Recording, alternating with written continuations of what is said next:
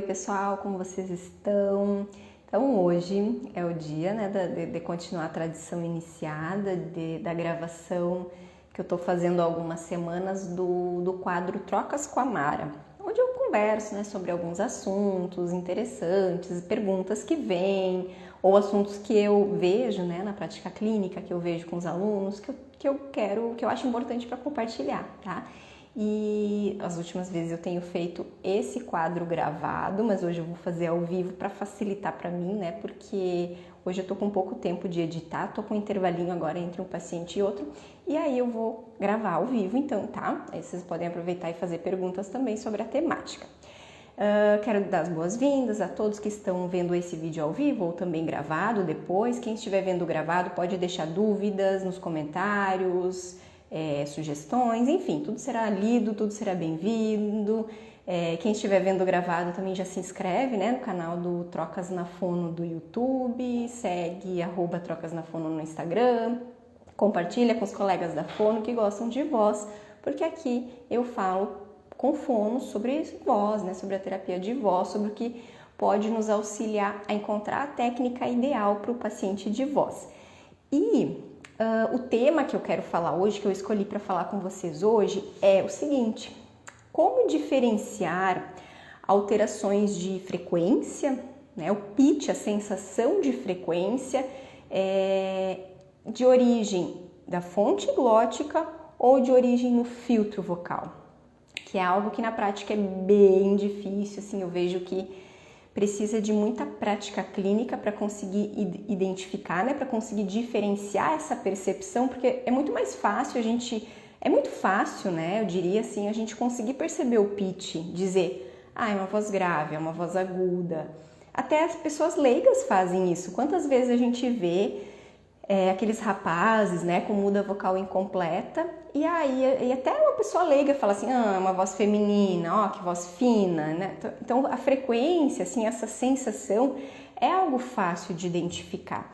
Mas para nós, fonos, é muito importante que a gente consiga distinguir se essa alteração de frequência, se ela é de fonte glótica ou se ela é do filtro, né? Se ela for do filtro, ela é alguma questão assim na caixa de ressonância. E aí, gente, isso muda todo o nosso tratamento, muda todinho o tratamento que a gente vai planejar para esse paciente, né? Senão a gente corre o risco de não ter sucesso, de ficar fazendo uma técnica lá, mandando o paciente fazer e não conseguir ter sucesso na terapia com ele, tá? Então eu vou contar um exemplo assim que aconteceu essa semana que me gerou, né, essa vontade de falar. Aliás, essa temática de frequência e pitch, enfim, é uma temática que eu gosto bastante de falar, então tô sempre falando um pouquinho disso, assim, porque muitas disfonias elas trazem isso também, né, associadas às vezes até como uma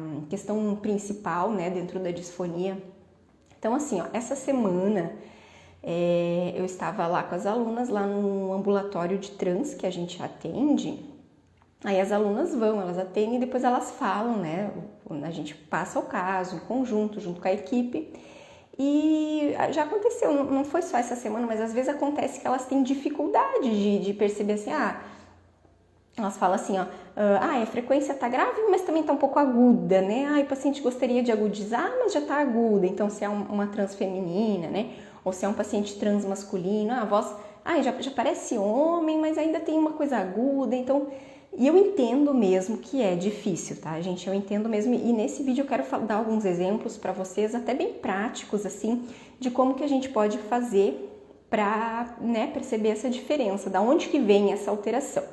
E aí, teve um paciente que era um paciente trans masculino, né, que já havia iniciado, né, um certo tempo, a terapia hormonal. E aí vocês sabem, né, gente, que o paciente transexual masculino é relativamente mais fácil, assim, dele conseguir atingir a frequência adequada, a frequência preterida para o sexo, né, masculino.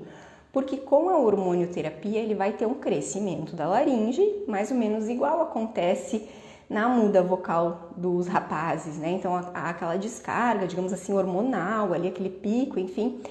E faz com que a laringe cresça e aí eles acabam atingindo. Então, para o paciente trans masculino é mais fácil, assim, tanto que a gente não vê tanto na fonoterapia. Até essa semana também discutia com as alunas que falaram assim, prof, é mais comum pacientes trans femininos, né? Eu falei, não, gente, não é mais comum, é igual proporção. Ah, mas a gente não vê tanto. Claro, a gente não vê tantos pacientes transexuais masculinos porque às vezes eles não vêm tanto para fonoterapia. Por isso, entenderam? A prega vocal cresce e aí ela já vai ficar mais grave. Diferente do trans feminino, da paciente trans feminina, que ela, né, quando ela faz a transição depois da adolescência, depois que passou a muda vocal, a prega vocal vai ficar grave, né? E aí ela não diminui. Bom, enfim. Então, foi atendido, né, um paciente e aí as alunas falaram então sobre o caso. E eu sempre pergunto, o que tu achou da voz? Como é que tá e tal? Elas falaram, já, assim, tá bem masculino, já a percepção já dá pra perceber que é a voz de um homem, mas tá um pouquinho aguda. E eu, na hora, fiquei assim, não entendi muito bem o que ela quis dizer com isso, assim, porque, como eu disse, é difícil, né, e são vários parâmetros, e quem ainda tá nessa caminhada aí do aprendizado é mais difícil diferenciar, sabe? As caixinhas, assim, isso é aquilo, né, isso é aquilo, então, geralmente, a gente escuta a voz e acaba tendo uma percepção mais global, e tudo bem, né, tá.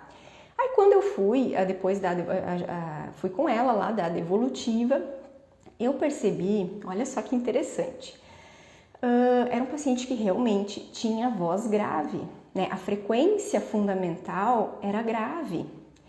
Porém, o que acontecia? Era um paciente que falava assim, ó, tá? Articulação em sorriso. E aí com isso, aqui, ó, bem assim, não é um simples sorriso, né? Aqui, ó, contraindo aqui. E aí acaba estimulando a contração dos pilares faríngeos e aí com isso, gente, isso dá um pitch agudo, olha que interessante. Vocês já viram pacientes assim, mulheres também, homens, né? Tanto faz, pacientes, eu dei o exemplo do paciente trans, mas pode ser qualquer paciente, né? Isso acaba acontecendo em muitos casos e essa voz metálica, ela traz para nós uma percepção aguda. Logo vou explicar por que isso acontece, tá? É porque, enfim, com a ressonância acaba, em função do enrijecimento dessa parede faríngea, isso acaba favorecendo mais a passagem dos harmônicos agudos. Depois eu vou destrinchar um pouquinho essa parte aí dos harmônicos para vocês. Mas o fato é que aconteceu isso, né? Então, esse paciente, né, esse paciente transmasculino, tinha a voz grave. Se a gente medisse, a gente não mediu ali na hora, mas se a gente medisse a frequência fundamental dele, com certeza estaria na faixa masculina, ok. Mas esse pitch aqui que trazia aquele que mais feminino, assim, que é uma ressonância faríngea metalizada. E aí eu fiquei pensando, olha que interessante, né? Porque esse é um paciente que é muito bom para fonoterapia. Porque a gente não depende daí de anatomia, de laringe, porque a laringe está grande, a gente quer agudizar mais, né? A laringe não cresceu ainda, a gente quer agravar mais, enfim, a gente não depende da estrutura anatômica de laringe.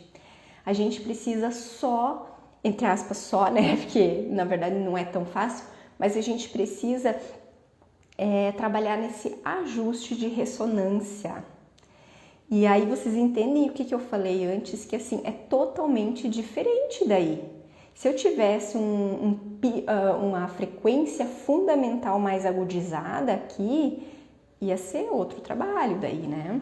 Agora, como é filtro, é ressonância, eu vou ter que trabalhar o quê? Não adianta só eu ficar fazendo na terapia técnicas vocais, tipo, vou lá fazer, sei lá, né? Tem várias técnicas, eu vou escolher uma técnica vocal que vai trabalhar mais fonte glótica, mobilização de mucosa. Não, eu tenho que trabalhar uma técnica aqui, ó, desses encaixes aqui de ressonância.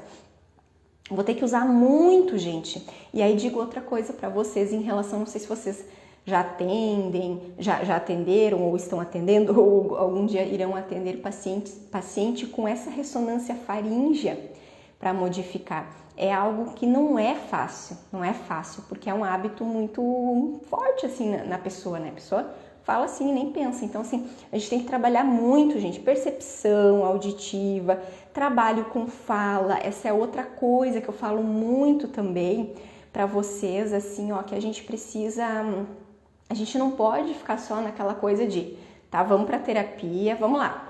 Técnica vocal, faz o exercício, vamos contar as repetições, contar o tempo, barará, barará, e tchau, tá? Pode fazer esse exercício em casa, repete X vezes, não sei o que, depois tu volta. Nós temos que ajudar o paciente a dar esse passo, sabe? Sabe a chavinha que vai mudar? Tipo assim, ó, ele vai ter que usar essa voz não só no exercício, ele vai ter que aprender como usar essa voz dele na fala. Não adianta ele fazer o exercício tudo certinho e aí vir para a fala e fazer um ajuste inadequado. Não é isso que a gente quer. A gente quer atravessar essa pontezinha, digamos assim, com ele, né? Com o paciente. A gente quer que ele consiga usar na fala. Isso é em tudo, né, gente? Eu dei aqui esse exemplo da frequência, mas em tudo. Se eu tenho um paciente que faz esforço para falar, aí tá, na técnica ele vai lá e consegue não fazer esforço para falar. Beleza. Aí faço a técnica? Não, eu vou ter que trabalhar esse ajuste de pouco esforço na fala também, porque isso não é automático para ele. Não é automático, sabe? É igual assim, ó, vocês, por exemplo, vai aprender a dirigir. Aprendi a dirigir carro, tá? Agora eu vou automático, eu já sei dirigir caminhão, ônibus, moto. Não, não é a mesma coisa. O princípio é o mesmo, né? Mas para dar esse passo, a gente precisa estar junto com o paciente, sabe? A gente precisa ajudar ele a usar os ajustes corretos dentro da fala também, tá? Então, isso é uma coisa bem interessante. Mas vamos lá, vamos falar mais um pouquinho de alterações, assim, que é o tema dessa aula de hoje, né? Alterações de frequência, de fonte, de filtro. O que mais que a gente poderia ter, assim, de alterações que daí seriam mais de fonte ou de filtro?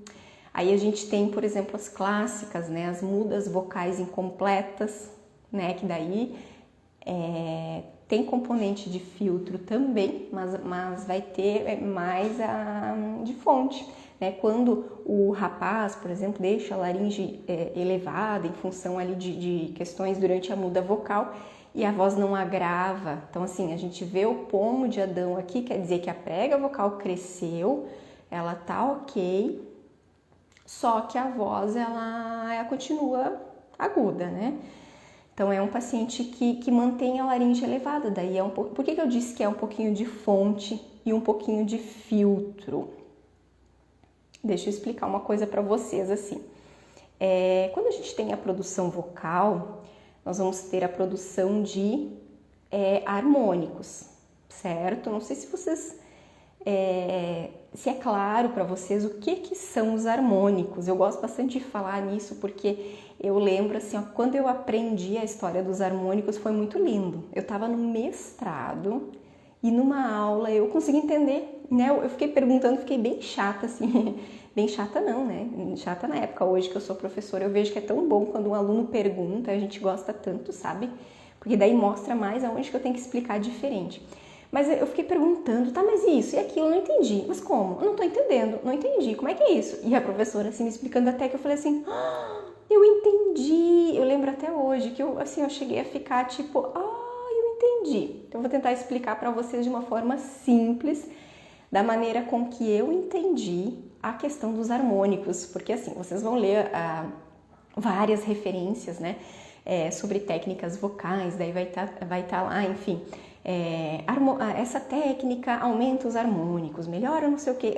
A gente usa muito essa palavra harmônicos e eu vejo que às vezes eu pergunto para a pessoa assim, tá, tu sabe o que é um harmônico? Não sei, né? Então às vezes isso não está tão claro assim, tá? Bom, vamos lá, então o que é os harmônicos? Vamos ver.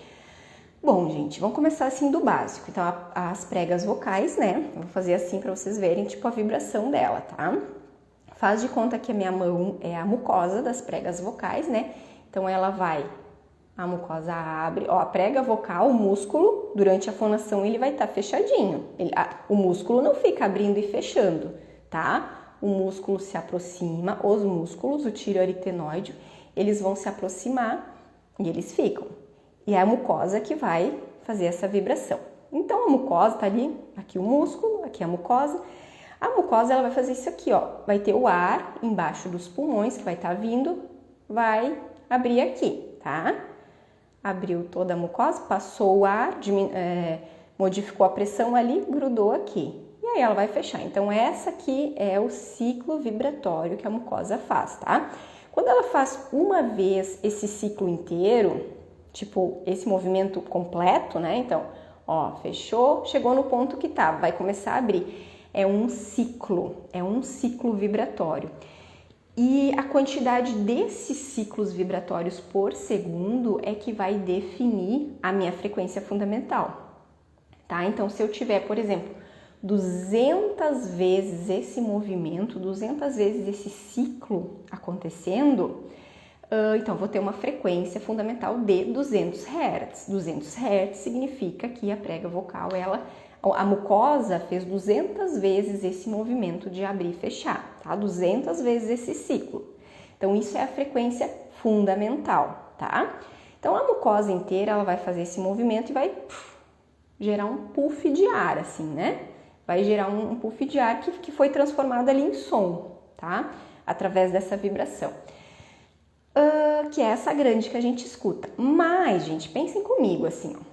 Vocês já viram vários exames de laringe, né? Como é que é a prega vocal? Ela não parece uma gelatina, ela é molenga, né? A mucosa. Então, no momento que ela vibra isso aqui, ela não vai ficar estática.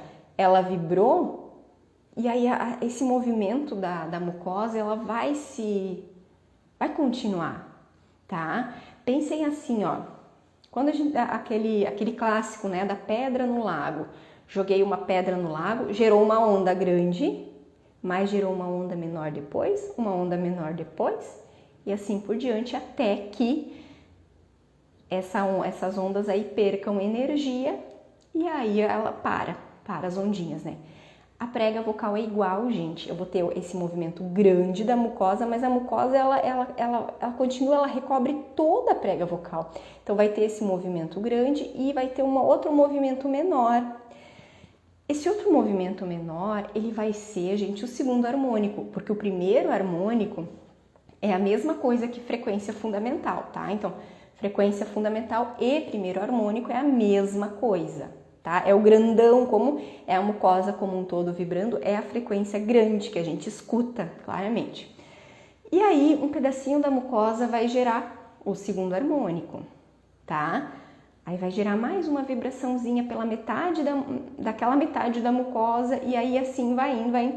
E aí a gente vai ter várias pequeninhas frequenciazinhas, tá? Que são os harmônicos. Esses são os famosos harmônicos, tá? E aí, gente, o que acontece? Quanto mais harmônicos a gente tem na voz, a voz fica mais bonita, fica aquela voz brilhante, né? Quanto mais harmônicos eu tiver, essa voz ela vai ficar mais cheia realmente, vai ficar mais rica, porque eu vou ter a frequência fundamental e vários harmônicos, tá? Que mais? Deixa eu ver aqui sobre os harmônicos. Deu para entender, mais ou menos, então, a frequência fundamental e seus harmônicos, tá? E claro que cada harmônico, ele já não vai ter a mesma energia da vibração grandona, igual a pedra no lago. A primeira onda vai ser a maior, depois vai ter uma menor, depois vai ter uma menor e assim por diante. E os harmônicos também são assim. Quanto mais a gente vai indo para os harmônicos mais agudos, a gente vai ter menos energia, tá?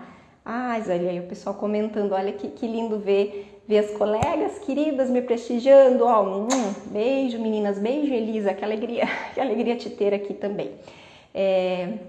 Então é isso, tá? Cada um dos harmônicos, ele vai ter menos energia, tá? E esses harmônicos é que a gente consegue ver lá na análise acústica de filtro, né? Que é a espectrografia, onde a gente consegue ver bem certinho as linhazinhas dos harmônicos. E aí, gente, beleza, então eu tenho lá os harmônicos, deu para entender, e aí eles foram produzidos aqui na prega vocal, ok. Aí depois eles vão ter que vão passar pelo filtro, né, pela nossa caixa de ressonância. Daí, gente, o que acontece? Esse filtro ele vai funcionar assim, ó. Alguns eu deixo passar, outros não. Uns eu deixo, outros não. E isso vai se refletir nas características de fala, né? Dependendo da minha articulação, eu vou ter um favorecimento mais dos harmônicos agudos ou dos graves, dependendo da minha articulação, tá? Por exemplo, por isso aí que se justifica a questão do estudo da espectrografia quando a gente tem fala, né? Se usa lá na área de fala também. Por exemplo, a gente sabe, né? Os fricativos a gente fala que tem uma frequência mais aguda. Mas como assim a frequência? A frequência fundamental tá aqui, minha é 220. Então, como é que os fricativos vão ser mais agudos, tá? Acontece que nesse momento de fazer o fricativo, o meu filtro vocal deixou passar mais harmônicos agudos e os graves não tanto. Então, o resultado final que saiu aqui da minha boca vai ter bastante harmônicos agudos. Aí eu vou dar um outro exemplo para vocês, olha só. Se eu tiver, por exemplo, um filtro vocal, né, uma ressonância laríngea, tá? Então, vou ter isso aqui, por exemplo, tá? Eu posso até... Aqui tá a mesma coisa, ó. Eu tô produzindo a mesma frequência fundamental, só que minha ressonância tá assim, tá? Eu não tô abrindo aqui, não tô deixando passar. O que acontece? Eu não mudei nada aqui, eu mudei no filtro. E esse ajuste de filtro faz com que passe mais os harmônicos graves e os agudos morrem. Aí a gente vê lá na espectrografia, né? Harmônicos graves, depois os agudos não tem, morreu, tá? E a ressonância faríngea que eu falei para vocês antes, que é assim, né? Então enrijece a parede da faringe e com isso deixa passar mais harmônicos agudos. Por isso o resultado final, o que sai aqui, né, que os ouvintes vão ouvir, afinal de contas, é uma frequência, é um resultado, é um pitch efetivamente mais agudo, tá? Então, assim, e aí essa passagem dos harmônicos é que a gente vai chamar de formantes, gente. Formantes são, assim, ó, grupos de harmônicos que vão ser amplificados, depende do ajuste que eu tenho, tá? Formantes são grupinhos, pensem nos formantes assim, ó, como os grupinhos assim da faculdade, né? Como eu tô seguido ali na sala de aula, eu vejo bastante as panelinhas, né? Então, quer dizer, eles ficam juntos, né? Esse filtro vocal, ele deixa passar mais algum grupo de harmônicos, eles ficam juntos e aí eles se fortalecem, eles ganham um incremento de intensidade nessa facilidade de passagem, tá? E outros vão sendo abafados. Por isso que se vocês forem ver, algum dia eu vou fazer uma aula mostrando assim, tá? Os harmônicos, os formantes. Se vocês forem ver, a gente vai ter variações. A gente vai ter formante 1, formante 2, formante 3. E também, né? Quanto mais formantes agudos, significa que a voz também tem mais brilho. Por quê? Porque significa que eu tenho mais harmônicos agudos. Se eu não tivesse harmônicos agudos, eu não iria ter formantes agudos. Por isso que vem aquela questão também do formante do cantor, né? Que é o quinto formante. Formante do cantor, que geralmente só vozes treinadas que tem. Por quê? Porque são vozes que vão ter mais harmônicos. Tá, pessoal? Então, assim, comecei a falar de frequência e acabei, né? Indo mais para esse lado aqui de falar de formantes, de harmônicos, mas é algo que eu vejo a necessidade mesmo, assim, e faz diferença a gente entender isso quando a gente pensa em ressonância, tá? Por exemplo, ó, esse exemplo que eu dei agora há pouco do rapaz com a muda vocal incompleta, tá? Além dele estar com a laringe alta e esticada, que vai tornar essa voz mais aguda, além disso, o fato de estar com a laringe alta encurta o trato vocal. E como encurta o trato vocal, também vai facilitar a passagem dos harmônicos agudos. Por quê? Porque quanto mais agudo, menor é o comprimento de onda. Aí vem toda aquela questão de física lá, né? Mas quanto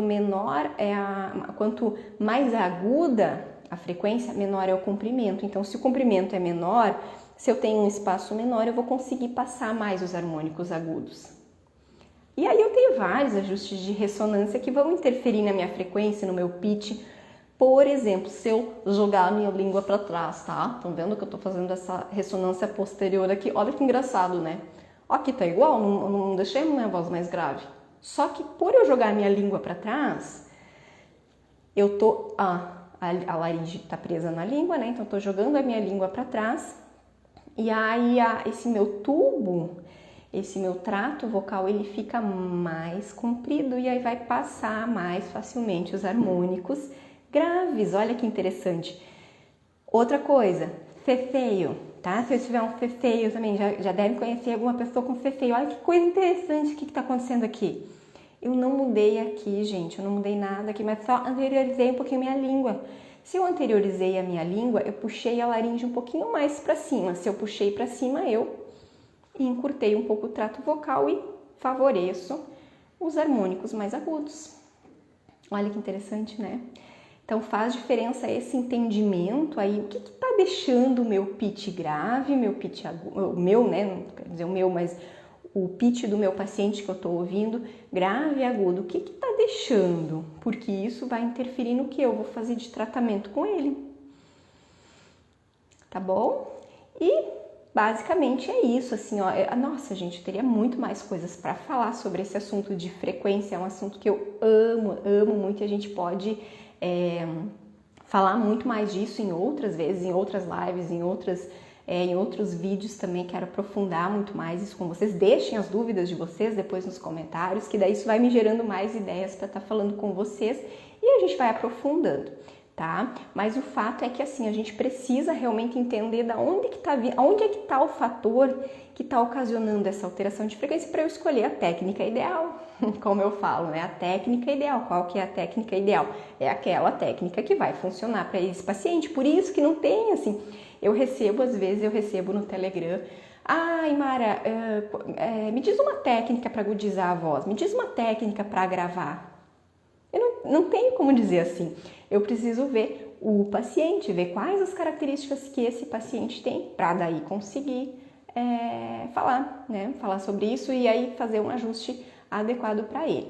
Bom, pessoal, foi muito bom conversar com vocês, espero que vocês, né, que for assistir também depois o vídeo gravado, enfim, aproveitem bastante. E agora já tá quase na hora do meu paciente e até terça que vem. Terça que vem eu volto para conversar com vocês de novo. Se vocês quiserem deixar alguma sugestão de temática, que vocês sentem necessidade na prática clínica na área de voz, enfim, algum tema que gere dúvidas ou que vocês não tem muita coisa na literatura, podem deixar, vou ficar bem feliz com as sugestões de vocês. Tá bom, gente? Um beijo a todos. Tchau, tchau!